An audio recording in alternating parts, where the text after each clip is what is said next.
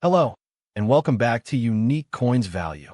Ever reach into your pocket or your coin jar, pull out a handful of change, and wonder is there a hidden treasure in there? Could one of these common, everyday coins be worth more than its face value? Well, today we're diving deep into one of the most common coins you'll find, the 1989 Jefferson nickel. We're going to answer the question everyone wants to know. What is the 1989 nickel's circulated value? Is it worth just 5 cents, or could it be the key to your early retirement? Probably not retirement. But there are some crucial details you need to look for. We're covering the history, the mintages, the errors, and of course, the real-world value you can expect. So, grab your coin jars and your magnifying glasses, and let's get started.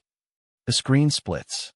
On the left, a clear, rotating 3D model of a 1989 Jefferson nickel. On the right, text appears the 1989 Jefferson nickel. Circulated value deep dive. First, a little context. The Jefferson nickel was first introduced in 1938, replacing the Buffalo nickel. From 1938 all the way until 2003, the design on the head side, the obverse, featured a left-facing profile of President Thomas Jefferson, created by artist Felix Schlag. The reverse, or tail side, featured Jefferson's iconic home, Monticello. This is the design you'll find on the vast majority of 1989 nickels. It's a classic, familiar American coin. Now, let's talk about the mintages. This is one of the most important factors in determining a coin's rarity and value. In 1989, nickels were minted at two facilities, the Philadelphia Mint, no mint mark, and the Denver Mint with a demint mark. A clean, animated graphic pops up point 1989. P. Philadelphia ***1 200 000 plus. That's 1.2 billion coins. 1989 D. Denver ***1 300 000 plus. That's 1.3 billion coins. Let that sink in. Over 2.5 billion 1989 nickels were produced. That is an astronomical number. To put it in perspective, if you stack them all. The moon. Okay, maybe not, but you get the point. These coins are extremely common, so, with that in mind, let's answer the million-dollar question, or rather, the 5-cent question that if you have a 1989 P or a 1989 D nickel that you found in circulation, meaning it's been in people's pockets, vending machines, and cash registers, it is almost certainly worth. Asterisk face value asterisk, that's right. 5 cents. For a typical, worn, circulated 1989 nickel, its value is in its use as money. The sheer number of coins minted means there is no collector premium for a coin in average circulated condition. It's a workhorse coin, not a rare gem. Now, don't click away just yet, because there's a big but coming. The value starts to climb when we talk about condition. Condition. A series of 3 identical 1989 nickels appear on screen, but with different labels and levels of detail visible. Scratches, loss of detail on Jefferson's hair. Monticello steps are smooth. Label, value, 5 cents somewhere, but major details are sharp. Hair has lines. Monticello has clear features. Label value, 5 cents, $0.10 * lustrous. Nowhere, full original mint shine, no contact marks. Label, value, 50 cents, $2.00 plus an uncirculated 1989 nickel, one that never entered public use and was saved directly from the mint roll, does have a small premium. We're not talking life-changing money here, but a brilliant, uncirculated example can be worth anywhere from 50 cents to $2, or a little more for top-tier gem examples. Okay, so we've covered the regular issues. But this is where it gets fun. The real potential for a valuable 1989 nickel lies in 2 areas. Errors and varieties. The 1989 nickel is known for a couple of interesting quirks that collectors actively seek out. The first, and most famous, is the die clash on the 1989 D nickel extreme close-up on the reverse of a 1989 D nickel. Arrows and highlights point to faint, ghost-like outlines of Jefferson's nose and coat on the Monticello. The design from one side onto the other. On some 1989 D nickels, you can see a faint impression of Jefferson's profile right here on the bricks of Monticello. a strongly defined 1989 D-die clash nickel in uncirculated condition can be worth $5 to $10. In circulated condition, it's harder to spot and less valuable, but still a really cool find worth $1 or $2 to the right collector. Extreme close-up on the steps of Monticello. A normal, worn coin has smooth, merged steps. A full steps coin has 6 sharply defined, separate steps. Coins that are struck with fresh dies and perfect metal flow can exhibit full steps, meaning all 5 or 6 steps on Monticello are fully separated and distinct. This is a major condition rarity. For a 1989 nickel to grade as full steps and in a high mint state grade like MS66 or MS67, the value can jump significantly. So, while a regular uncirculated coin might be a couple of bucks, a perfect, gem quality, full steps example can be worth over $100. This is why condition is everything. So, the bottom line is this. Your everyday, worn 1989 nickel is not a rare coin, but it's a fantastic piece to start learning about coin grading, error hunting, and the fascinating world of numismatics. It teaches us that even with modern coins, there's always a hunt for quality and rarity. Go check your coins. Look for that shiny, uncirculated example.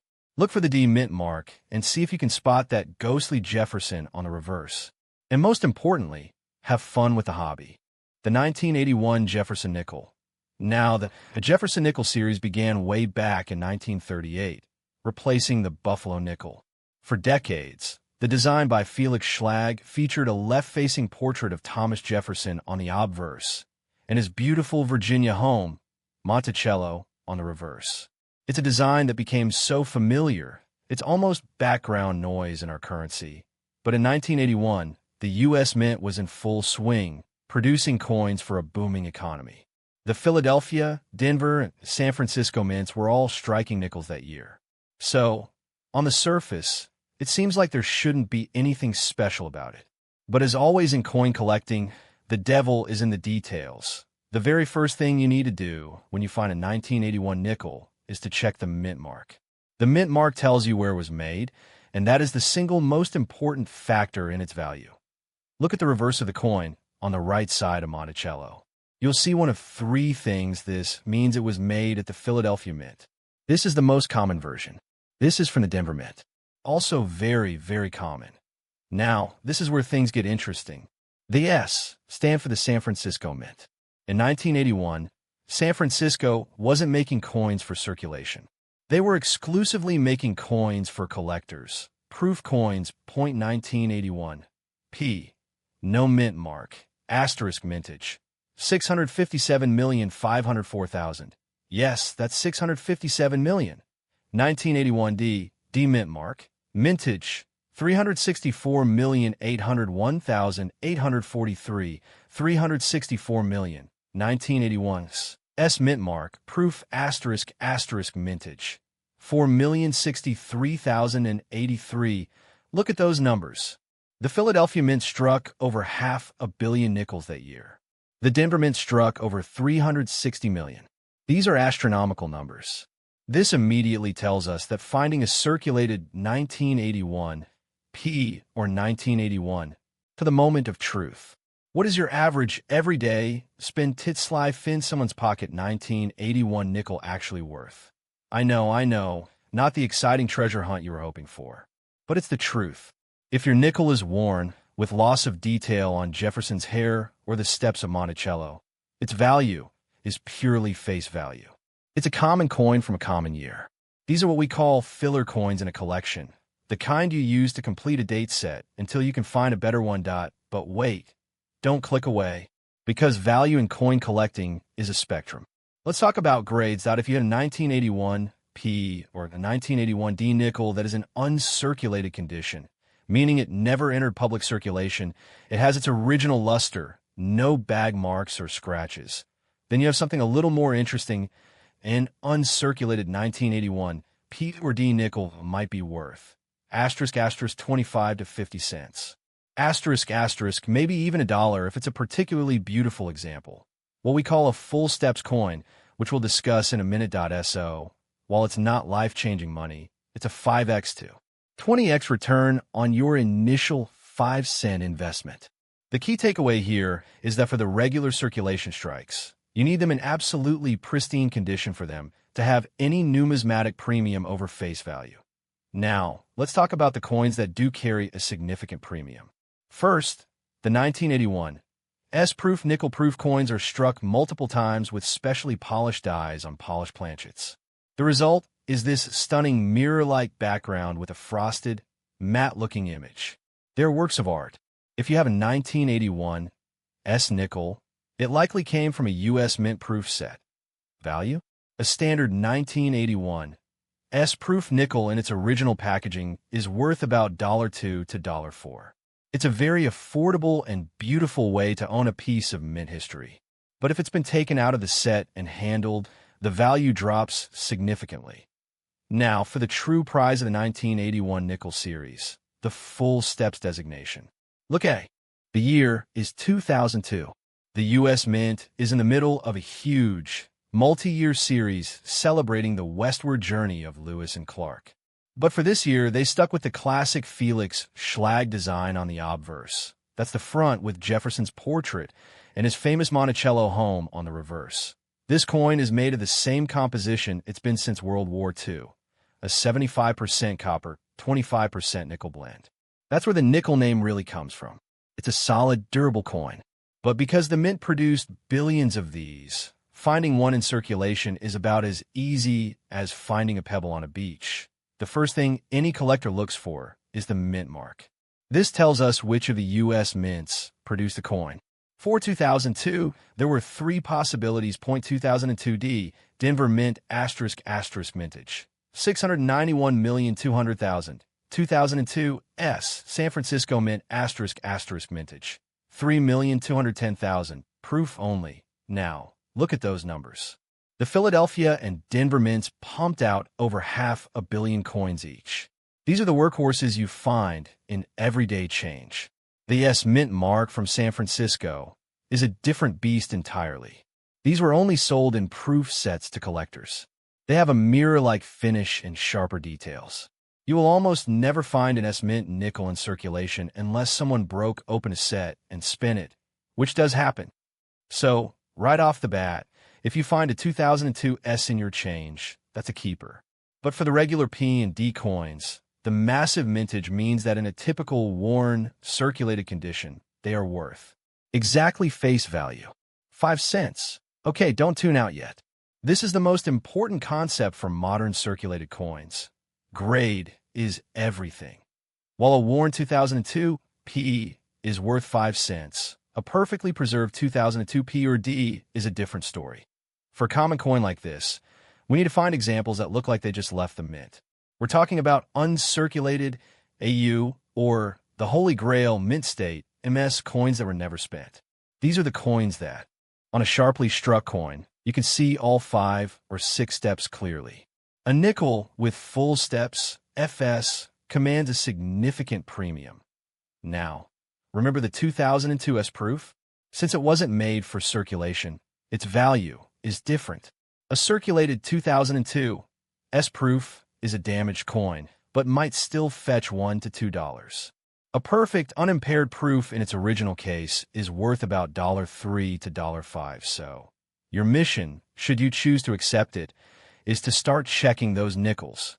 When you get change, look for the 2002 date. Then, ask yourself these questions for any 2002 P or D that looks exceptionally nice. Your best bet is to protect it. Pop it in a 2x2 cardboard flip or a small plastic capsule. Don't clean it. Cleaning destroys the surface and the value. For the really high-end, full steps candidates, you might even consider getting them professionally graded by a service like PCGS or NGC, though that's an investment in itself. Let's recap. The 2002 Jefferson nickel is overwhelmingly common. Your average, everyday spent nickel is worth 5 cents. But the value is in the condition and the mint mark. Look for the rare 2002s. Hunt for those stunning uncirculated examples with full luster and full steps on Monticello. Those are the circulated 2002 nickels that have a real collector value, turning 5 cents into a few dollars. Thanks for joining me on this deep dive into a coin we all take for granted. I hope you look at your pocket change a little differently now. Now I want to hear from you. Have you ever found a super high-grade modern coin in circulation? Or maybe a rare S mint mark where it shouldn't be? Let me know in the comments below. If you enjoyed this video and learned something, please hit that like button and subscribe for more coin adventures every week. Until next time, happy hunting!